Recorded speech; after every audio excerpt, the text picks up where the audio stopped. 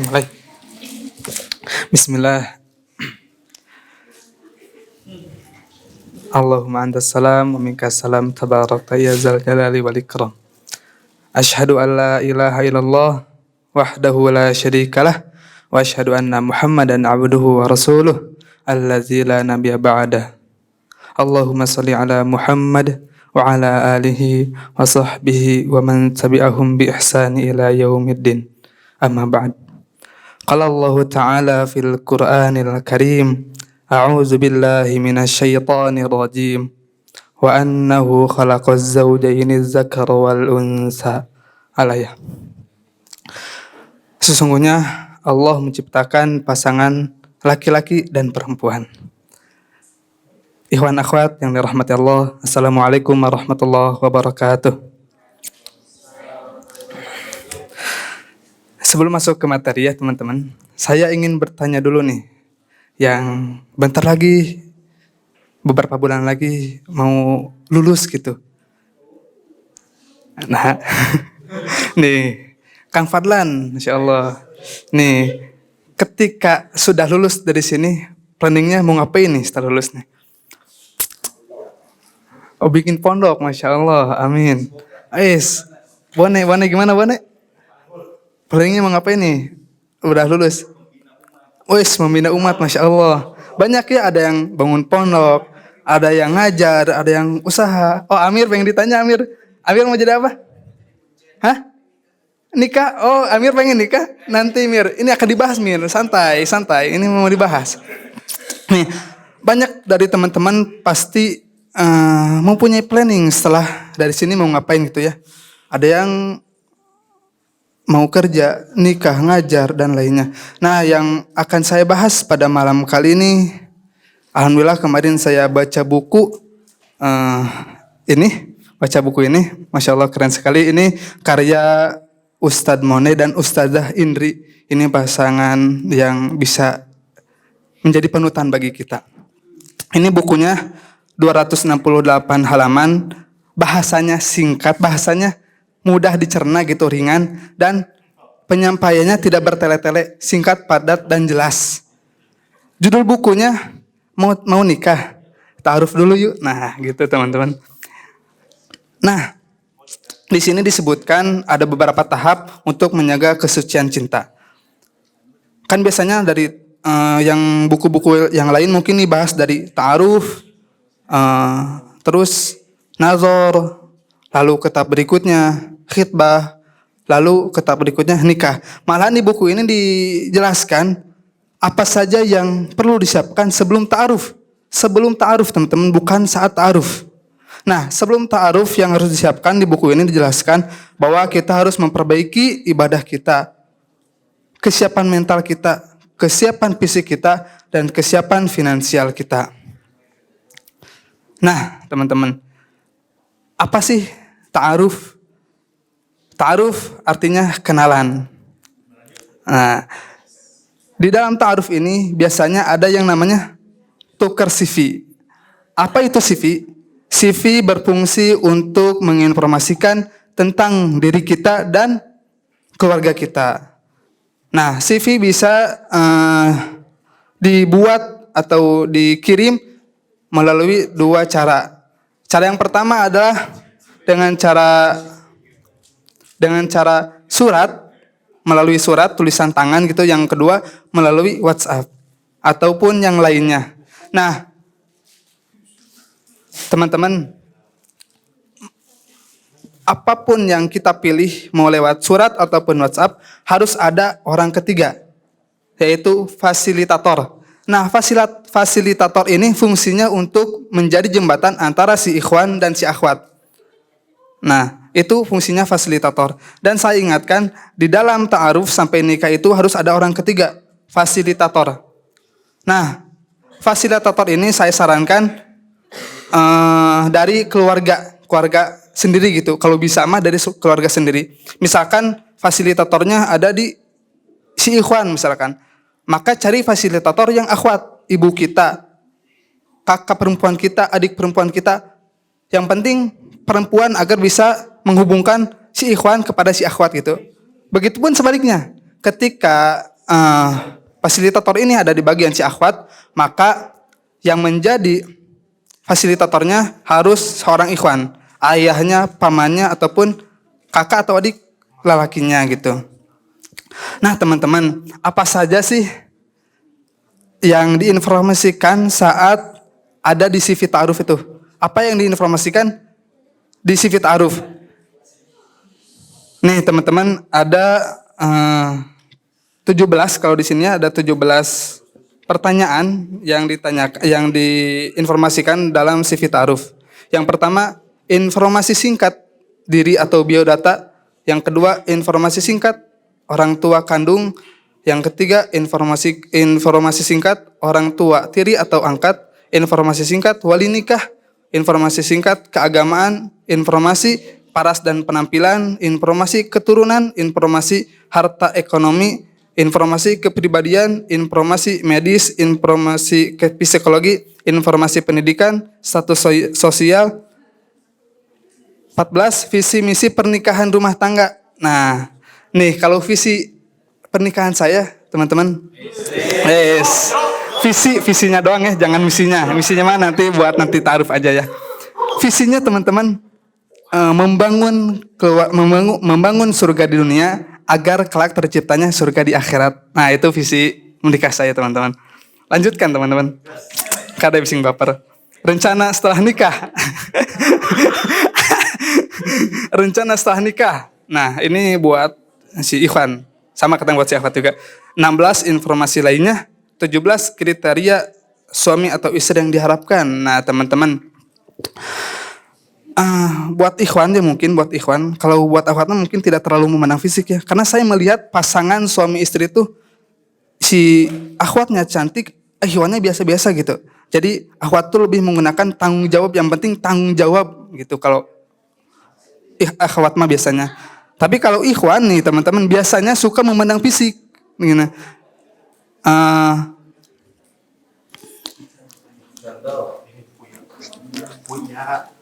Nah, biasanya ikhwan itu terlalu memandang fisik.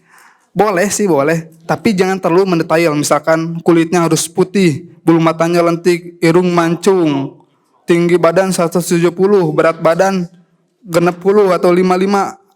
Terlalu terlalu spesifik menurut saya. Kalau saya pribadi kriterianya kalau saya pribadi kriterianya cukup simpel ya teman-teman, fleksibel. Fleksibel kalau saya mah. Kalau saya suka kalau saya suka ya nikahin aja gitu. Nah, gitu teman-teman. Yang penting ada salah satu yang menarik di wajahnya. Contoh, hidungnya mancung, itu sudah cukup menjadi hujah saya untuk menikahinya gitu. Gitu teman-teman. Saya mah tidak terlalu ini. Nah, kalau kriteria yang lainnya kriteria yang lainnya misalkan dari segi ibadah, saya mah tidak terlalu menuntut. Yang penting saya mah sholatnya rajin, bakti kepada orang tua, itu udah cukup. Kalau ada plusnya mungkin minta hafalan 1 juz. Dan yang saya agak tekankan mungkin ya, sesudah menikah misalkan ini tidak dicadar, harus dicadar. Kalau saya pribadi gitu ya, itu mah terserah. Tapi tidak menjadi syarat sah gitu. Nah teman-teman, sekiranya misalkan dari 17 informasi itu dari CV kita baca, ikhwan akhwat ini merasa saling cocok, bisa dilanjutkan. Tapi kalau tidak cocok, mending dari ta'aruf bisa langsung ditolak. Tahap keduanya setelah ta'aruf adalah nazar, artinya melihat. Nah, nazar itu ada 2 cara teman-teman. Cara yang pertama, cara yang pertama tanpa penghalang. Cara kedua memakai penghalang. Nah, tetap harus ada orang ketiga, fasilitator, biar tidak terjadi khalwat, biar tidak terjadi berdua-duaan. Nah, cara yang pertama adalah tanpa penghalang. Ya tetap aja gitu, harus menundukkan pandangan, tapi sekali-kali boleh, sekali-kali mungkin sekali boleh lihat. sekali-kali boleh lihat, tapi tolong ditinggalkan dulu, udah pasti risihnya. Nah, cara yang kedua adalah memakai penghalang, contohnya memakai hijab gitu. Nah, nanti fungsinya si fasilitator ini teman-teman, fungsinya si fasilitator ini untuk memandu siapa yang melihat pertama gitu. Misalkan yang melihat duluan si ikhwan melihat si akhwat. Nah, bahkan di 4 mazhab imam fikih, Imam Hanafi, Maliki, Syafi'i, Hambali sepakat ketika dalam proses nazar ini diperbolehkannya ketika si akhwat ini memakai cadar, dibolehkannya dibuka karena ini untuk kedepannya gitu. Dan bahkan Imam Hanafi berpendapat ketika nazar dibolehkannya si akhwat melihatkan leher dan kakinya. Itu menurut Imam Hanafi. Nah, misalkan si ikhwan yang melihat duluan melihat si akhwat, maka akhwat harus membuka cadarnya dan memperlihatkan tangannya kepada si ikhwan. Ketika merasa cukup, maka si ikhwan ini harus menundukkan pandangan dan si akhwat melihat si ikhwan. Nah, teman-teman, nih buat akhwat, ada suaranya akhwat? Aduh, kadang ngobrol wae. Nah, ini buat akhwat nih, dengerin akhwat nih. Ini penting nih. Dari buku ini disampaikan disarankan untuk akhwat memilih ikhwan yang ideal secara fisik, tidak terlalu gemuk dan tidak terlalu kurus, karena itu akan berdampak pada kinerjanya. Kalau misalkan terlalu gemuk, itu contohnya akan terlalu lambat geraknya gitu, dan mungkin terlalu kurus akan mudah lelah gitu teman-teman. Jadi disarankan untuk melihat segi tubuhnya gitu teman-teman. Tapi misalkan akhwatnya ada penting, yang penting saya mah tanggung jawab, solehah, hafiz, hafal Quran, mungkin 30 juz, saya terima meskipun itu gendut atau kurusnya, itu mah terserah, tapi disarankannya seperti itu. Nah, teman-teman, nazar ini berfungsi untuk tanya jawab. Misalkan si akhwat menanyakan, Kang, punten, kalau setelah menikah mau rencana mau tinggal di mana, mau bangun usaha apa gitu. Nah, itu nazar itu bukan hanya untuk melihat saja, tapi berfungsi untuk tanya jawab. Di tahap nazar ini boleh menolak secara langsung di tempat nazarnya ataupun setelahnya. Kalau menurut saya pribadi mah mending setelahnya. Daripada di situ mah beres pisannya. Mending menolaknya lewat fasilitator agar enak menyampaikannya mungkin ya. Nah, masih kondusif teman-teman? Kondusif, Masya Allah. Nah, tahap berikutnya setelah nazar itu ada khitbah. Khitbah nih. Khitbah ini artinya mengikat, tapi tetap saja belum jadi mahram. Fungsinya itu untuk hanya sekedar mengikat. Nah, ini fungsi benar-benar pacarannya tuh di sini. Menurut saya pacaran tuh di sini. Pacaran dalam kutip mempunyai hubungan yang agak lebih.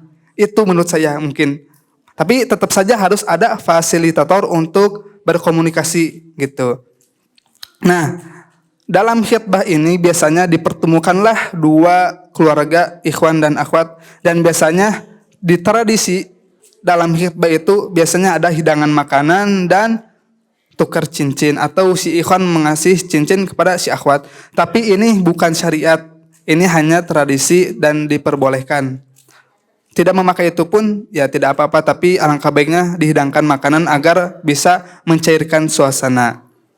Biasanya di dalam khitbah ini dibicarakan tentang perihal menentukan tanggal nikah dan bulan nikah.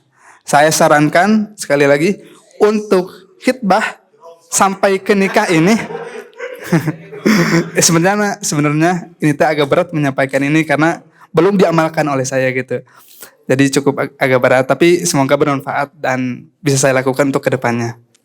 Nah, di tahap nazar khitbah ini saya sarankan dari proses khitbah sampai nikah itu jangan terlalu lama. Kasihan gitu si akhwatnya nanti nungguin terus. Dan untuk akhwat di dalam proses khitbah ini jangan menerima lagi ta'aruf dan khitbah. Karena tidak ada poliandri, adanya poligami, teman-teman. Nah, gitu. Saya lanjutkan. Dalam proses khitbah ini saya ulang kembali, jaraknya antara khitbah dan nikah itu 6 bulan, teman-teman. Nah, ketika dalam proses khitbah ini tetap lakukan istikharah. Ketika benar-benar menemukan keganjalan, misalkan si ikhwan atau si akhwat tiba-tiba selingkuh, itu bisa didiskusikan atau antara kedua belah pihak minta untuk membatalkan akadnya atau diputuskan prosesnya gitu. Nah, lanjut, ketika kita udah istikharah, udah merasa cocok dengan seseorang yang kita ta'arufi ini, maka selanjutnya ke dalam tahap menikah. Menikah ini adalah suatu ibadah yang sangat suci, teman-teman. Jadi saya sarankan, sekali lagi mohon maaf jika ini agak sedikit sedikit sulit mungkinnya di kita tradisi. Apalagi teman saya itu berkata gini, amun orang mah naonnya, amun nikah orang ke bakal dangdutan. Amun teu dangdutan mah asa teu nikah gitu. Pasti banyak nu ngomongkeun di tukang naon dangdutan terame gitu. Nah, saya sarankan pernikahan adalah ibadah yang sangat suci, menyempurnakan separuh agama, maka sebaiknya dangdutan itu karena menebarkan aurat, terus ada goyangan-goyangan yang tidak harus diperlihatkan. Saya sarankan untuk diganti mungkin. Kalau menghilangkan agak sulit, mungkin bisa diganti dengan qasidahan. Atau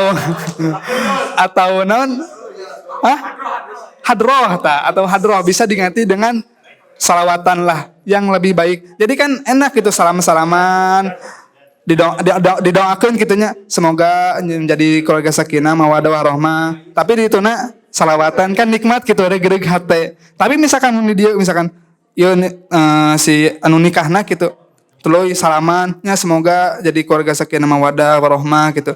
Tapi di ituna dangdutan gitu. IWPY kan tengenah gitu, nyambung gitu antara ibadah dan kemaksiatan. Nah, terus kalau saya pribadi ya mempunyai konsep dari sekarang sudah saya pikirkan saat kelak saya menikah,